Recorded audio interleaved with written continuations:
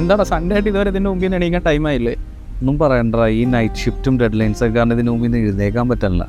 ഇപ്പം ഇത് കഴുത്തുവേനും കൈവേനൊക്കെ ആയിട്ട് ഒരു രക്ഷയില്ല. ഓഹോ, അതാണല്ലോ. ഇത് കുറേ പെയിൻ കില്ലർ ഉണ്ടല്ലോ.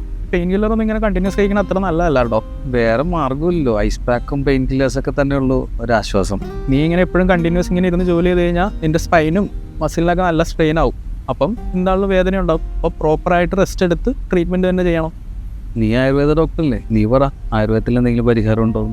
തീർച്ചയായിട്ടും ഉണ്ടല്ലോ. നിന്നെപ്പോലെ ഈ IT corporate life style follow ചെയ്യുന്നവർക്ക് പ്രോപ്പറായിട്ടുള്ള ആയുർവേദ ട്രീറ്റ്മെൻറ്റും സ്പോർട്സ് മെഡിസിനും കമ്പൈൻ ചെയ്തിട്ടുള്ള ട്രീറ്റ്മെൻറ്റ്സ് ആയുർവേദത്തിൽ അവൈലബിൾ ആണ്. അതിപ്പോൾ നീ ആണെങ്കിലും പ്രോപ്പറായിട്ട് ട്രീറ്റ്മെൻറ്റ് എടുത്ത് റെസ്റ്റ് എടുത്ത് കഴിഞ്ഞാൽ നല്ല റിസൾട്ട്സ് കിട്ടും.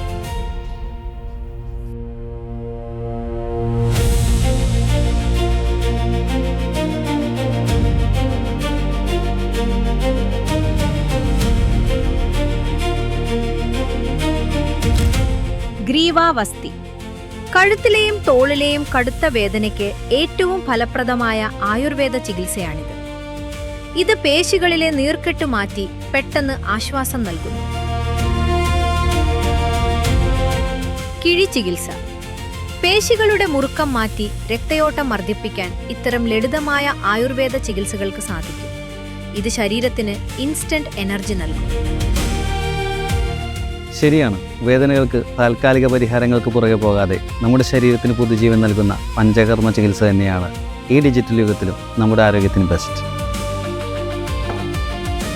നമ്മുടെ വാഹനത്തിനും മൊബൈലിനും മാത്രമല്ല സർവീസ് വേണ്ടത്, ഇടയ്ക്കിടയ്ക്ക് നമ്മുടെ ശരീരത്തിനും സർവീസ് വേണ്ടതാണ്. അതിന് ഏറ്റവും ബെസ്റ്റ് ആയുർവേദം തന്നെയാണ്. തുടർച്ചയായ ജോലി നൽകുന്ന ശാരീരിക ബുദ്ധിമുട്ടുകൾക്ക് വിട നൽകാം. പഞ്ചകർമ്മയിലൂടെയും സ്പോർട്ട് മെഡിസിനിലൂടെയും ആരോഗ്യകരമായ പുനർജനി നേടാം. സഞ്ജീവനം ആയുർവേദ ഹോസ്പിറ്റൽ.